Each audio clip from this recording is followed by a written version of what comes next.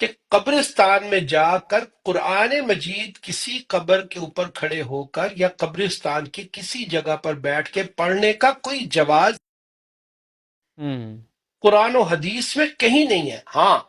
احادیث سے جو ملتا ہے وہ فقط اتنا ملتا ہے کہ آپ قبرستان سے گزریں یا اس کے اندر انٹر ہوں تو سلام آپ نے مردوں کو کہنا ہے۔ اس طرح کی سوشل میڈیا پہ کافی کلپس وغیرہ وائرل ہوئے، اور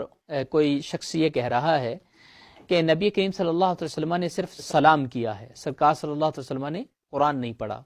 بلکہ یہاں تک کہا گیا کہ اپنے گھروں کو قبرستان نہ بناؤ کیونکہ اس میں سورہ بقرہ کی تلاوت کیا کرو۔ تو وہ اس سے ایک چیز نکالتے ہیں کہ مطلب سورہ بقرہ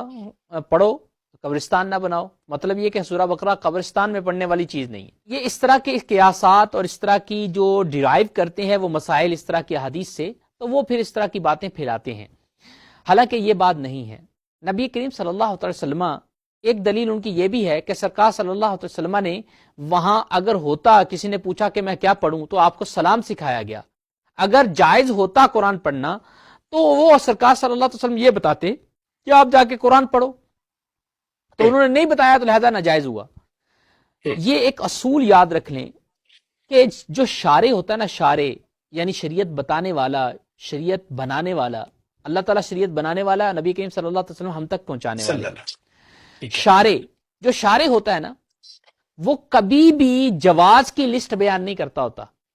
یعنی یہ جائز ہے، یہ جائز ہے، یہ جائز ہے، یہ جائز ہے، یہ جائز ہے۔ وہ صرف اتنا بتاتا ہے یہ چیزیں ممنوع ہیں، یہ ناجائز ہے، یہ ممنوع ہے۔ وجہ اس کی کیا ہے؟ کیونکہ نبی کریم صلی اللہ علیہ وسلم نے قیامت تک کے لیے آنے والے لوگوں کو شریعت کے قوانین سکھائے ہیں، قیامت تک آنے والے۔ اب بہت سی ایسی چیزیں ہیں جو عرب شریف میں جب آقا کریم علیہ الصلوۃ والسلام کا دور تھا نہیں تھی، اگر اسی وقت ہی جواز کی لسٹ بنا دی جاتی کہ یہ جائز ہے، یہ جائز ہے، یہ جائز ہے، تو اس کے بعد آنے والا دور پھر ان کے لیے تقاضے ڈیفرنٹ، لہذا ممنوع چیزیں بتا دی کہ یہ حرام ہے، یہ مکروہ تحریمی ہے، یہ ہے، اور جن کے بارے میں شریعت مسکوت ہے، یعنی سکوت اختیار کیا ہوا ہے، ساکت ہے، یعنی خاموش، وہ جواز کی لسٹ میں آ گئی۔ مطلب خاموش ہے، یعنی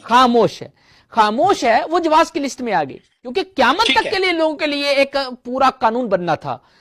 تو یہ بات کہنا کہ اگر جائز ہوتا تو سرکار ضرور قرآن پڑھنے کا کہتے بتاتے، لہذا آپ نے بتایا نہیں تو ناجائز ہو گیا۔ یہ اصول ہی سرے سے نہیں ہے کہ شارع جو بتائے نا وہ ناجائز ہو جاتا ہے، بلکہ آپ نے تو آقا کریم علیہ الصلوۃ والسلام نے صحابہ کو منع کیا کہ مجھ سے سوالات کی کثرت نہ کیا کرو، کیونکہ اگر میں نے نام کہہ دیا یا کسی چیز پہ ناجائز کا کہہ دیا تو وہ تمہارے لیے اصول بن جائے گا۔ جس کے بارے میں خاموش ہوں ان کے بارے میں تم سے نہیں پوچھا جائے گا، یعنی تم کر بھی دو گے تب بھی نہیں پوچھا، نہ کرو گے تب بھی نہیں پوچھا جائے گا۔ تو شارع کیوں چپ ہوتا ہے، شارع کیوں ساکت رہتا ہے کسی چیز پر؟ کیونکہ اس نے ناجائز کی لسٹ بیان کرنی ہے، اس کے بعد جواز کے بارے میں اگر شریعت ساکت ہے تو آپ سے اس کا سوال نہیں ہوگا۔ تو قرآن پڑھنے کے حوالے سے جب میں نے یہ اصول آپ کو بیان کر دیا، سمجھا دیا، یہ سمجھ آ گیا ہمیں کہ قرآن کے بارے میں ہم نے اب یہ دیکھنا ہے کہ قبرستان کے اندر قرآن پڑھنا شارع نے منع کہاں کیا ہے، مثلا منع کہاں، کیونکہ ایسا کہیں نہیں ہے، بلکہ آقا کریم علیہ الصلوۃ والسلام نے فرمایا فقرؤوا سورۃ یاسین عند موتاکم، اپنے مردوں کے پاس سورہ یاسین پڑھو۔ یہ حدیث موجود ہے، یہ حدیث موجود ہے۔ اس کے علاوہ اور دیگر کتنی روایات موجود ہیں جس میں سورہ بقرہ کا ذکر ہے کہ اس کی پائنتی کی طرف جب تم میت کو دفن کر لو، اس کی پائنتی کی طرف یہ والا رکوع پڑھو اور اس کے سرہانے کی طرف یہ والا رکوع پڑھو۔ اگرچہ یہ حدیث جو ہے ضعیف درجہ کی ہے، پھر بھی کیا حدیث میں روایت کو قبول امت کے لوگوں نے کیا ہے؟